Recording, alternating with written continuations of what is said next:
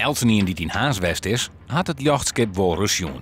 Maar wat is nou eens een jachtskip? Een jachtskip is een soort vuurtoer op een plek waar die een vuurtoer gebouwd wordt. Dus midden op zee, dus die zetten ze op een boot.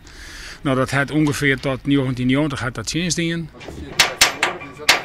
We zijn op het heden het onderhoud aan het plegen. Probeer die de boel wat bij te houden en wat te restaureren. Het schip had lang in de Theemsrivierlijn als drillend baken. Later was het een discoskip, maar door strengere regels wie dat er gauw voorbij. Daarna had de stichting Vrienden van het Lichtschip het schip kocht. Zij zochten een plak voor haar radiostuurder. Hier een frequentie voor de middengolfstuurder. En dat wie de 1602 zitten we nu nog op.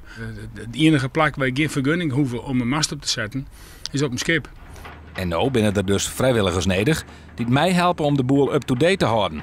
Want hoors komt er wel een heel soort werk aan op de vrijwilligers die nu ook al op het schip rondrennen. We hebben het onderhoud van het schip, het echt daadwerkelijk de hamer in de hoorn, steeds maar, en de kwast in de hoorn.